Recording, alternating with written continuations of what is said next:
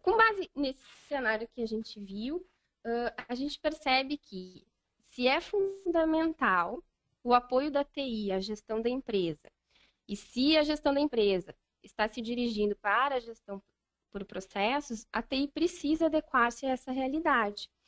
Bom, e sabendo como responder às demandas da direção e das áreas de negócio à gestão por processos. Então, assim, a TI precisa apoiar, né? E ela é um dos alicerces para o rumo à gestão por processos.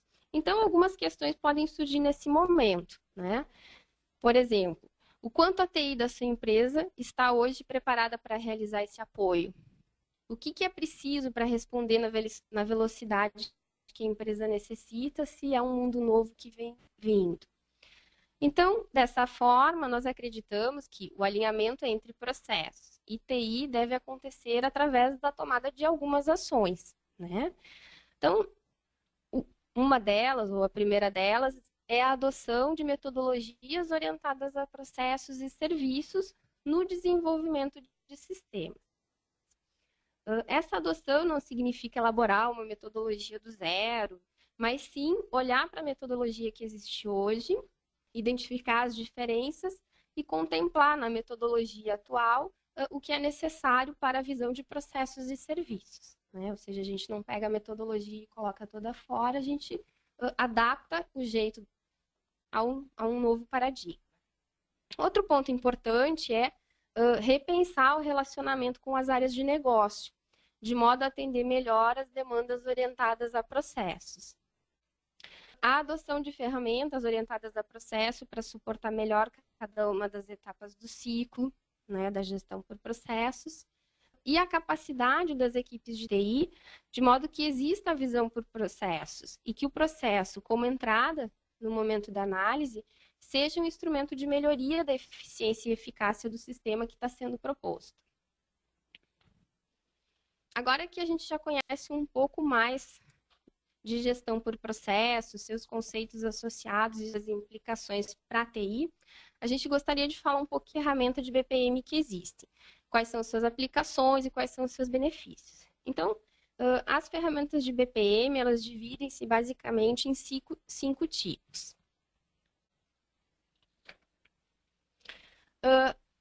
Um primeiro tipo, né, que a gente tem são as ferramentas de desenho tradicionais, né?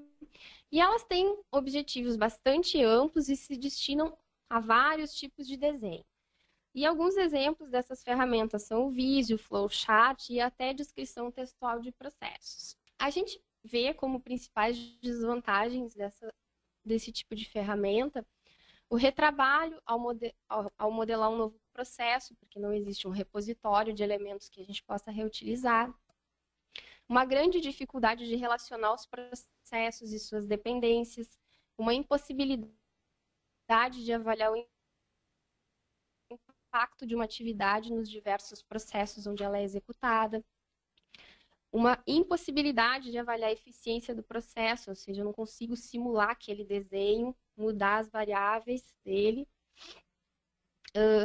uma completa indisponibilidade de eu ter um repositório único de processos, né, que vai ao encontro da primeira desvantagem que a gente falou, dificuldade de trabalhar colaborativamente, dificuldade de controlar versões, enfim. É uma abordagem bastante antiga, muito utilizada atualmente. Hoje, muitas empresas têm grande parte dos seus processos mapeados nessas ferramentas, mas elas são bastante limitadas, né? Limitadas ao desenho e à documentação. Depois, a gente tem as ferramentas do tipo BPA. Elas consistem em um conjunto de ferramentas com um conjunto de funcionalidades um pouco maior do que as ferramentas de desenho tradicional, e elas permitem as atividades de modelagem, análise e otimização de processos.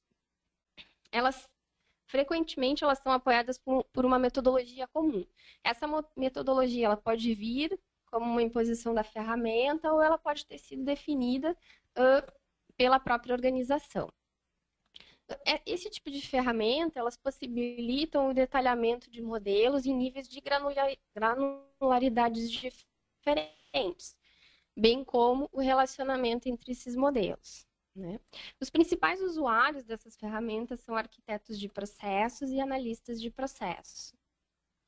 E os benefícios que elas trazem é que elas possibilitam a definição de elementos uma única vez e a sua reutilização ao longo de diversos modelos. Por exemplo, um processo de aprovação, né, por alçadas, ele pode ser comum em diversos processos de negócio da organização.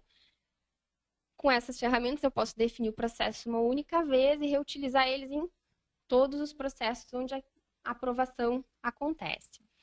Todas as informações do processo são armazenadas em um mesmo documento, o que facilita a manutenção futura. Normalmente, elas também permitem geração de documentação, manutenção da documentação dos processos. A próxima ferramenta são as ferramentas de BRMS, as Business Rules Management. E elas permitem a formalização das regras de negócio e o seu armazenamento de forma independente dos sistemas que as utilizam. Ou seja, aquelas regras de negócio, elas são levadas para um repositório que é compartilhado por todas as aplicações que precisam executá-las, né? Então, os sistemas que necessitam executar uma regra, elas vão ser regras. Como vantagens dessas ferramentas, a gente verifica a definição de um repositório de regras corporativo, a possibilidade de alteração da regra independente de onde ela é utilizada e a rastreabilidade entre a definição das regras e a sua utilização em sistemas e processos. Além dessas vantagens, a gente pode perceber os seguintes benefícios. Existe uma independência entre a regra e o processo ou as aplicações, ou seja, a regra pode mudar sem que precise mudar o processo ou a aplicação e vice-versa. Há uma facilidade de institucionalizar a regra, porque existe um único lugar onde ela é publicada e depois alterada. E existe uma redução do esforço de manutenção, porque quando a regra muda, não é preciso fazer uma verificação em todos os sistemas onde a regra foi implementada para fazer a alteração da regra, o que corre o risco de se esquecer da rastreabilidade, não pegar todos os sistemas, a regra mudar e ainda ficar um ou dois sistemas com a regra antiga. E também a agilidade para adaptação em tempo real, ou seja, à medida em que a regra é alterada, isso vale para todos os seus usuários. A próxima ferramenta são as ferramentas de BAM, Business Activity Monitoring. Elas têm como objetivo principal permitir o monitoramento em tempo real dos indicadores de desempenho dos processos, né? Esses monitoramentos, eles normalmente ocorrem através de gráficos, dashboards e alertas do sistema. Essas ferramentas, elas permitem também que, caso seja necessário, dados de processos sejam cruzados com informações de outras fontes e apresentados em uma visão gerencial, o que permite a tomada de decisão no momento em que algo errado está acontecendo, ou no momento em que algo bom também está acontecendo, ou seja, quando a ação precisa ser tomada. Elas também possibilitam o disparo automático de ações, ou seja, a gente pode se programar ações automáticas sem que seja necessário a interação humana, e alertas quando uma dada condição é identificada.